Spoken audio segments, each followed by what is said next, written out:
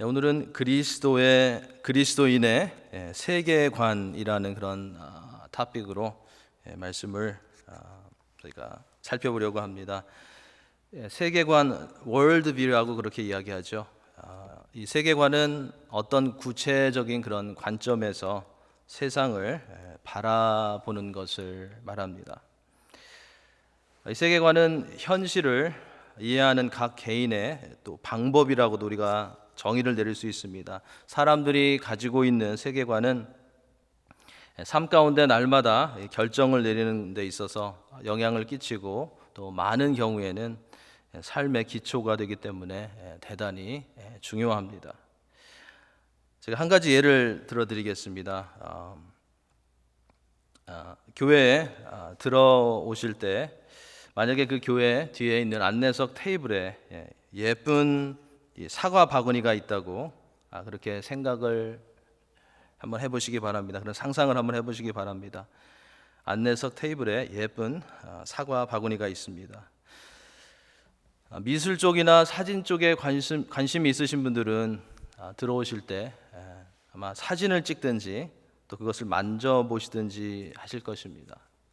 그렇죠?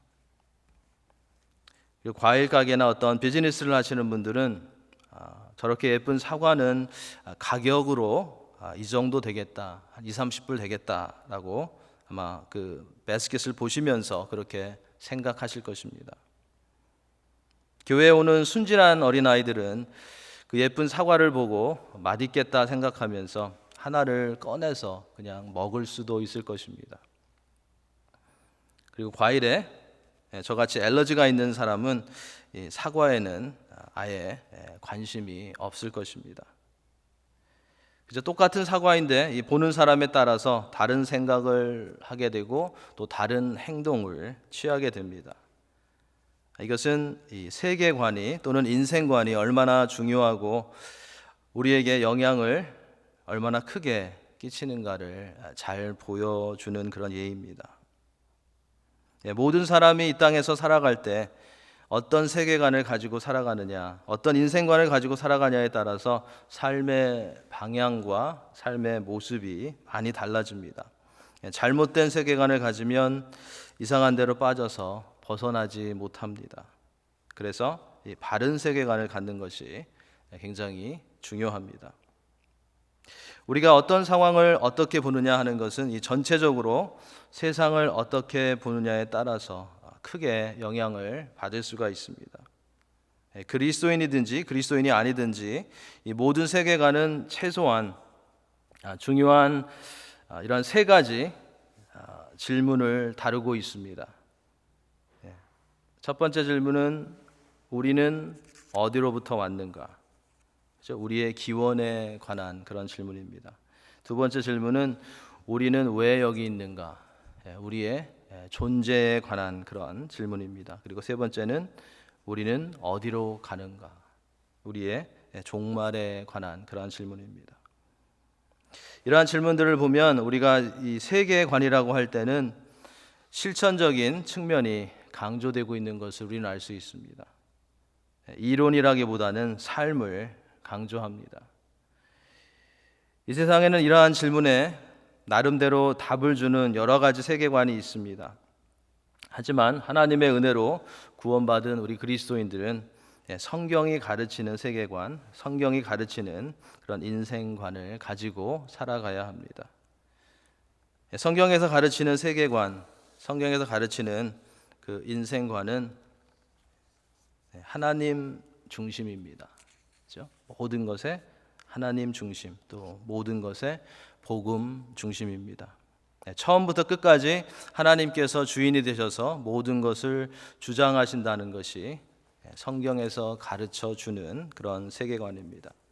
우리가 지금까지 그 수요일 저녁 예배에 걸쳐서 살펴보았던 하나님의 창조와 하나님의 섭리와 구원과 성화와 영화는 모두 이 세계관과 연결이 됩니다. 성도는 성경이 가르치고 있는 이 세계관을 가지고 이 땅에서 살아가야 합니다. 왜냐하면 그렇게 해야 하나님께서 우리를 보내셔서 세상에서 세상의 빛과 소금의 역할을 하라고 하신 그 사명을 이룰 수 있기 때문입니다. 성경에서 가르쳐주는 이 세계관을 우리가 가지고 살지 않으면 우리는 절대로 세상에서 빛과 소금의 역할을 감당할 수가 없습니다. 자, 그러면 성경에서 어떤 세계관을, 어떤 인생관을 우리들에게 가르쳐 주실까요? 오늘 본문인 로마서 11장 36절은 한 절의 짧은 구절이지만 그리스도인의 이 세계관의 핵심을 보여주고 있습니다. 이는 만물이 주에게서 나오고 주로 말미암고 주에게로 돌아갑니다. 굉장히 확실하죠, 그죠? 성경에서 우리에게 가르쳐주는 인생관이, 세계관이 무엇인지 너무나도 확실하게 가르쳐주는 그런 구절입니다. 이 구절은 그리스도인의 세계관에 가장 기본이 되는 내용을 정리해 주는데, 그것은 모든 것이 하나님으로부터 시작된다라는 것입니다. 그런데 포스트 마런주의자들은 인간의 이성으로는 절대적인 그런 주장을 할 수 없다고 말합니다. 굉장히 겸손한 말 같죠. 우리가 부족하기 때문에 우리의 이성으로는 절대적인 것을 말할 수 없다라고 그들은 주장합니다. 굉장히 겸손한 그런 표현이지만 거기에는 함정이 있습니다. 그들은 기독교가 말하는, 성경이 말하는 모든 것의 시작이 되시고 삶의 거룩함을 말씀하시는 하나님의 말씀을 절대적인 것이라고 여겨서는 안 된다라는 것을 주장하고 있는 것입니다. 절대적인 진리는 없다라는 것을 그들은 주장하고 있는 것입니다. 하지만 우리는 성경이 가르쳐주는 하나님의 명령과 삶의 원리들을 믿고 실천해야 합니다. 그것이 그리스도인의 세계관을 갖는 것입니다. 그리스도인의 세계관에는 몇 가지 중요한 그런 포인트가 있는데 오늘 몇 가지만 오늘 저녁에 소개해 드리겠습니다. 첫째로 하나님께서 천지 만물의 창조자시라는 것입니다. 굉장히 베이직이고 우리가 다 아는 그런 말씀이죠. 하나님께서 천지 만물의 창조자시다. 로마서 11장 말씀하고 이어집니다. 만물이 주에게서 나오고. 사람들은 이 우주의 시작을 여러 가지로 설명하려고 하지만 하나님의 자녀들은 성경이 말하는 대로, 창세기 1장에서 말씀하는 대로 태초에 하나님께서 천지를 창조하셨다고 믿고 고백하고 있습니다. 우리가 예배 때마다 고백하는 사도신경이 어떻게 시작하죠?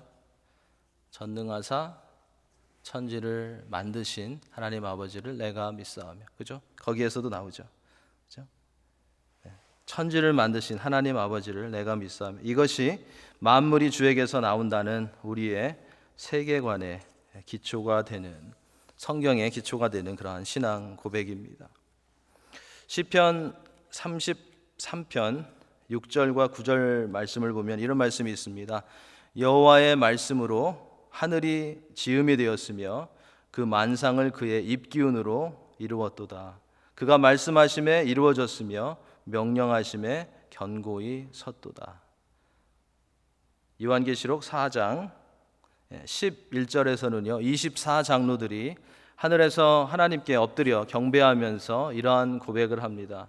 주께서 만물을 지으신지라 만물이 주의 뜻대로 있었고 또 지으심을 받았나이다. 굉장히 정확하게 모든 것이 하나님으로부터 나왔다는 것, 모든 것을 하나님께서 창조하셨다라는 것을 말해주고 있습니다. 하나님께서는 천지 만물만 창조하신 것이 아니라 모든 만물을 창조하신 후에 하나님의 형상대로 사람을 창조하셨다고 창세기 1장과 2장에서 말합니다. 하나님께서 창조하신 것 중에서 하나님을 가장 많이 닮고 하나님을 가장 잘 나타내는 존재는 무엇일까요? 너무 쉬운 질문이죠. 사람입니다. 여러분들입니다. 우리들입니다. 그래서 그리스도인의 세계관은 사람은 무엇을 하든지 하나님을 나타내는, 또 하나님을 드러내는 그런 목적이 있다라는 것을 말해줍니다. 우리가 잘 아는 이사야서 43장의 말씀이 있습니다. 이사야서 43장 7절 그리고 21절 말씀, 내 이름으로 불려지는 모든 자 곧 내가 내 영광을 위하여 창조한 자를 오게 하라. 그를 내가 지었고 그를 내가 만들었느니라. 이 백성은 내가 나를 위하여 지었나니 나를 찬송하게 하려 함이니라. 하나님을 나타내는, 하나님을 드러내는 그 목적을 위해서 하나님께서 우리를 창조하셨다는 것, 하나님의 자녀들이 가지고 있어야 하는 그런 세계관입니다. 인생관입니다.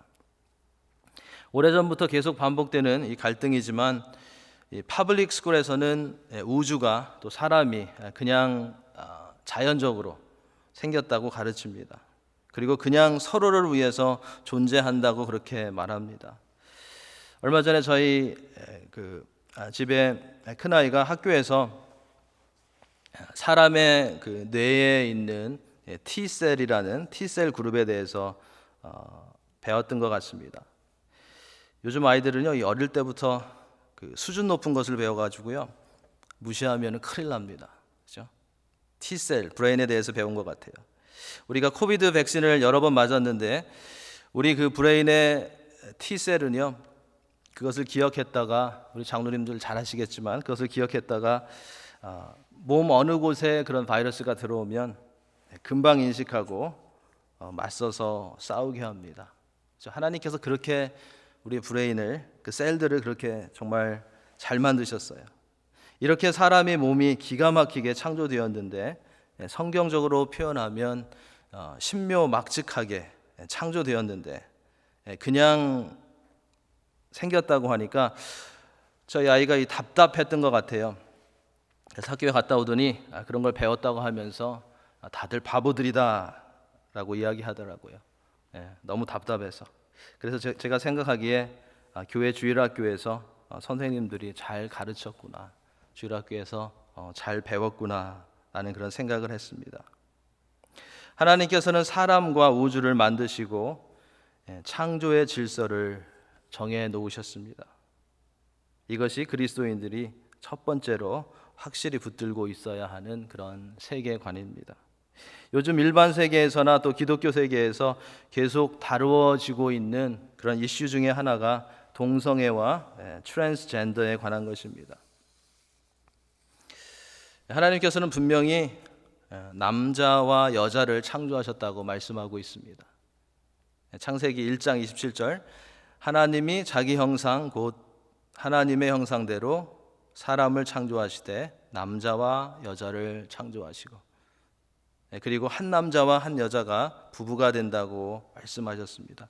그런데 요즘 미국의 그 하이코트에서요, 높은 그런 대법원에도 그렇고요, 높은 법원에서 올라오는 그런 케이스들이 무엇입니까? 한 그리스도인이 동성 커플들 매리지 라이센스를 못 해주었다고 한 것이 문제가 되었습니다. 지난번에는 베이커리에서 동성 커플 결혼을 하는데 그들의 결혼 케이크를 준비해주지 못하겠다고 신앙의 양심상 만들어줄 수 없다고 해서 문제가 되었습니다. 그리고 얼마 전에는 믿는 사람이 동성 연예인들이 결혼을 하는데 그들을 위한 웹사이트를 만들어주지 못한다고 했기 때문에 또 크게 문제가 되고 있습니다. 감리교단은 이 부분을 세상의 세계관에 양보했습니다. PC USA 교단도 이 부분을 양보했습니다. 아직까지는 저희 교단은 성경적인 그런 세계관을 가지고 부부는 한 남자 한 여자이다, 그리고 하나님은 남자와 여자만 만드셨다고 주장하고 있지만 요즘 이상한 운동이 저희 교단에서도 일어나고 있습니다. 몇몇 사람들에 의해서 이상한 그런 움직임이 일어나고 있습니다. 그것은 동성애자들을 이해해주고 그들을 위한 교회를 서포트해주고 그들과 같은 체험을 하고 있는 목회자들을, 또 영적 지도자들을 인정해 주어야 한다고 주장하는 그런 이들이 나오고 있습니다. 그들을 위해서 우리가 새로운 목소리를 내야 하고 그러한 영적 지도자들을 세우는 것을 교단에서 허락해야 된다라는 말들이 나오고 있습니다. 여러분들 어떻게 생각하십니까? 이것은 굉장히 은혜스러운 것 같고 그리스도의 사랑을 나누는 것 같이 들리지만 이것의 위험한 점은 그들이 동성애를 죄라고 절대로 인정하지 않은 채 동성애자들을 그대로 받아들여 주자는 데 있습니다. 그것을 그들은 주장하고 있는 것입니다. 우리도 똑같은 죄인들입니다. 그런데 우리가 조금 나은 것은요, 우리는 우리의 죄를 죄라고 인정하기 때문입니다. 그래서 조금 나은 것 같아요. 만약에 동성애자들이 저희 교회에 와서 예배를 드린다면 우리는 주님의 사랑으로 그들을 받아들이고 그들을 당연히 웰컴해야 할 것입니다. 하지만 그들이 교회의 멤버가 되길 원한다면, 그리고 교회의 직분자가 되기 원한다면 반드시 그들은 자신들의 라이프 스타일이 성경적이지 않다라는 것을 인정하고 회개하는 그런 일이 있어야 합니다. 그래야 교회 멤버가 될 수 있고 교회에서 섬길 수 있습니다. 여러분들 생각날 때마다 동성애 문제로 힘들어하는 이웃이나 가족들을 위해서 기도해 주시고요. 또 보수적인 교단에서도, 우리 PCA 교단에서도 말씀 중심이고 그리스도 중심인 교단에서 이러한 문제들로 인해서 마음이 나누어지지 않도록, 그리고 믿음이 나누어지지 않도록 기도해 주시기 바랍니다. 그리스도인의 세계관의 기초가 되는 두 번째 포인트는요, 하나님이 만물의 주인이시라는 것입니다. 하나님이 온 땅의 주인이시라는 것입니다. 로마서 11장으로 다시 돌아가면 만물이 주에게서 나오고 주로 말미암았고라고 말씀하고 있습니다. 시편 24편 1절에 보면 땅과 거기에 충만한 것과 세계와 그 가운데 사는 자들은 다 여호와의 것이로다라고 말씀하고 있습니다. 학개서 2장 8절에 보면요, 은도 내 것이요 금도 내 것이니라 만군의 여호와의 말이니라 라고 말씀합니다. 하나님께서는 땅과 거기 충만한 각종 동물과 식물들, 그리고 재미있죠, 땅 속에 있는 자원들이 다 하나님의 것이라고 말씀하고 있습니다. 역대상 29장에 보면 다윗이 성전을 건축할 그런 재료들을 준비하는 가운데 하나님께 기도하는 그런 내용이 나옵니다. 그런 그 내용 가운데 그는 철저하게 모든 것이 하나님의 것임을 인정했습니다. 역대상 29장 11절부터 나오는 말씀인데요, 우리 같이 한번, 스크린에 있으니 같이 한번 읽겠습니다. 자, 여호와여, 위대하심과 권능과 영광과 승리와 위엄이 다 주께 속하였사오니 천지에 있는 것이 다 주의 것이로소이다. 모든 것이 주께로 말미암았사오니 우리가 주의 손에서 받은 것으로 주께 드렸을 뿐이니이다. 우리가 주의 거룩한 이름을 위하여 성전을 건축하려고 미리 저축한 이 모든 물건이 다 주의 손에서 왔사오니 다 주의 것이니이다. 이 고백은 우리가 가지고 있는 것 중에 하나님께 받지 않은 것은 아무것도 없다라는 그런 고백입니다. 다른 말로 하면 우리가 가진 모든 것들은 우리의 것이 아니라 다 하나님의 것이고 하나님으로부터 왔다는 것입니다. 우리의 자녀들도, 직장도, 사업도, 재능도, 은사도, 건강도, 물질도 우리의 것이 아니라 다 하나님의 것이고 하나님으로부터 왔다는 것입니다. 이렇게 모든 것이 하나님으로부터 왔고 하나님의 것이기 때문에 이 모든 것은 하나님을 위해, 그리고 하나님의 영광을 위해 존재한다는 것입니다. 굉장히 깊이가 있는 그런 말씀입니다. 우리의 자녀들도, 직장도, 사업도, 재능도, 은사도, 건강도, 물질도 하나님으로부터 왔기 때문에 하나님을 위해서 존재하고 하나님의 영광을 위해서 존재한다는 것입니다. 우리의 모든 것의 주인이 하나님이시라는 이 세계관을 가지면 이어서 생각나는 그런 단어가 있습니다. 무엇일까요? 청지기, 그죠? 청지기라는 말입니다. 우리는 이 땅에서 우리의 것을 가지고 사는 것이 아니라 모든 것의 주인이신 하나님께서 맡겨주신 것을 잘 관리하고 사용하는 좋은 청지기가 되어야 한다는 것입니다. 우리가 청지기가 되지 않으려고 하고 청지기 이상이 되려고 할 때 우리의 삶 가운데는 문제와 갈등이 하나씩 생기는 것입니다. 그래서 청지기의 자리를 지키는 것이 중요합니다. 성전 건축을 준비했던 다윗처럼 모든 것이 주께로 말미암아 싸우니 우리가 주의 손에서 받은 것으로 주께 드렸을 뿐이니이다. 이 모든 물건이 다 주의 손에서 왔사오니 다 주의 것이니이다라는 고백을 할 수 있는 그런 청지기가 되어야 하겠습니다. 우리 모두는 아무것도 가진 것이 없이 이 땅에 태어났습니다. 그렇죠? 이 땅에 나오실 때 가지고 나오신 분들은 아무도 없을 것입니다. 그런데 신기한 것은요, 아무것도 이 땅에 가지고 나오지 않았는데 하나님의 은혜로 하나님께서 주신 것들을 가지고 우리가 잘 살아가고 있습니다. 아무것도 가지고 나오지 않았는데 이 땅에서 천국에 갈 때까지 하나님께서 모든 것을 하나님께 받아가지고 살아갈 수 있다는 것은 너무나도 놀랍고 신기한 일입니다. 저만 신기한가요? 굉장히 저는 신기하다고 생각을 했습니다. 그렇죠? 그것이 하나님의 은혜입니다. 욥기 1장에 보면 욥은 자신의 고난 중에서 가축을 잃고 종들을 잃고 자녀들을 잃고 그러한 고난 중에서 이렇게 고백합니다. 우리 같이 스크린에 나오나요? 같이 한번 읽겠습니다. 같이 읽겠습니다. 이르되 내가 모태에서 알몸으로 나왔사온즉 또한 알몸이 그리로 돌아가올지라. 주신 이도 여호와시요 거두신 이도 여호와시오니 여호와의 이름이 찬송을 받으실지니이다 하고 이 모든 일에 욥이 범죄하지 아니하고 하나님을 향하여 원망하지 아니하니라.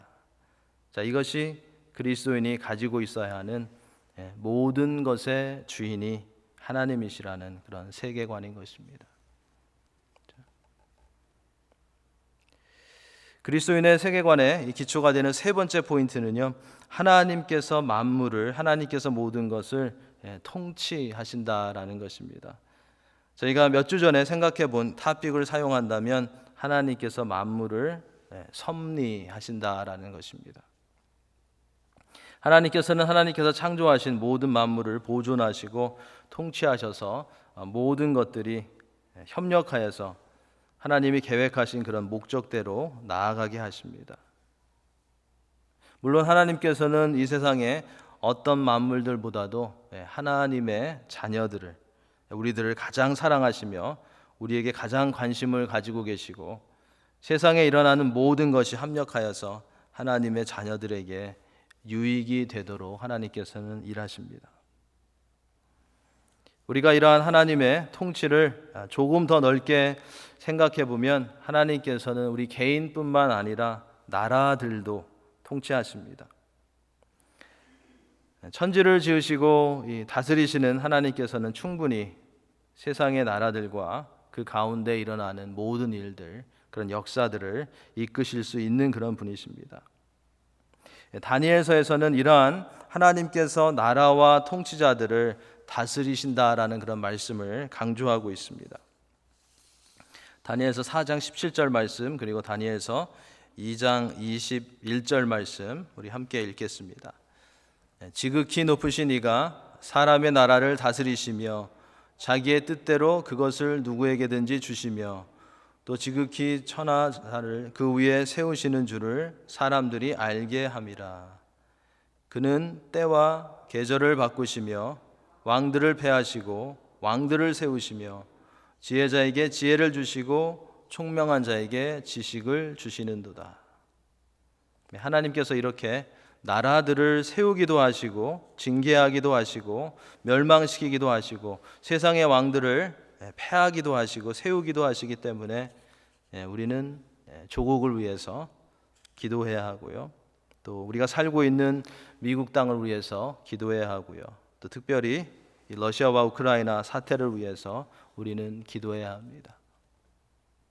우리는 왜 하나님께서 이 힘든 시대에 러시아가 우크라이나를 침공하는 것을 허락하셨는지, 어떠한 하나님의 크신 계획이 있으신지 우리는 알 수 없지만 모든 상황을 하나님께서 알고 계시고 하나님께서 보고 계시고 또 통치하고 계신다라는 것을 기억하면서 사람들의 욕심 때문에 더 많은 그런 생명들이 희생되지 않도록 하나님께 간절히 구해야 할 것입니다. 이처럼 하나님께서는 사람의 모든 생사회복을 주장하시는 그런 전능하신 하나님이십니다.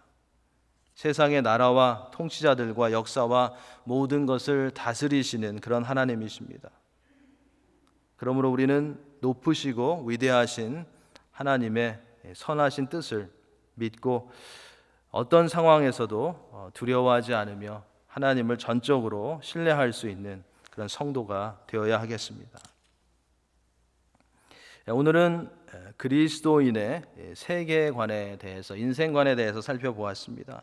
성경이 가르쳐주는 세계관은 우리가 어떻게 구원받을 수 있나에만 머무르지 않고 구원받은 성도가 어떻게 살아가야 하는가를 강조하고 있습니다.